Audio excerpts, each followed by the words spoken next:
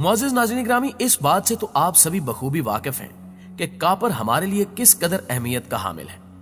Copper ना सिर्फ बर्तन बनाने के काम आता है, बल्कि बिजली के शोबे में भी इसके बगैर कोई काम शायद ही मुकम्मल होता हो। लेकिन क्या आपने कभी यह सोचा है कि कापर को किस तरह बनाया जाता है?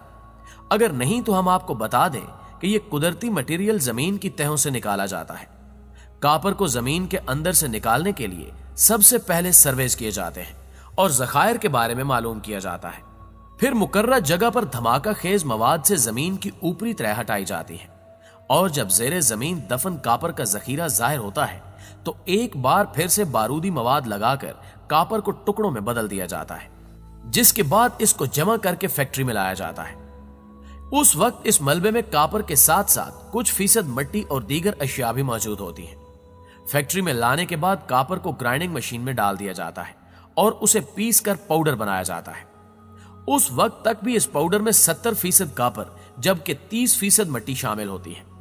इसलिए इन दोनों को अलग करने के लिए उस पाउडर को पानी और तेल के साथ मिलाकर रिएक्शन करवाया जाता है, जिसकी मदद से कापर पाउडर तेल और पानी की सतह के ऊपर तैरना शुरू हो जाता है, जबकि मिट्टी और दीगर मादनियात नीचे बैठ जाती हैं।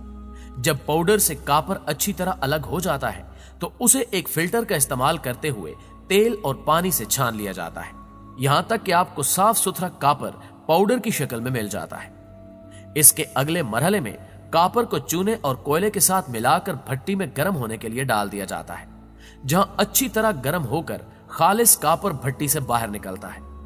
जब कापर भट्टी से बाहर निकलता है तो इस तरह महसूस होता है कि जैसे किसी आतिशफिशां पहाड़ से लावा बाहर निकल रहा हो। कुछ देर गुजरने के बाद यह गर्म कापर ठंडा हो जाता है, जो कि ठोस शक्ल इख्तियार कर लेता है। इस तरीके से कापर को इस्तेमाल के काबिल बनाया जाता है।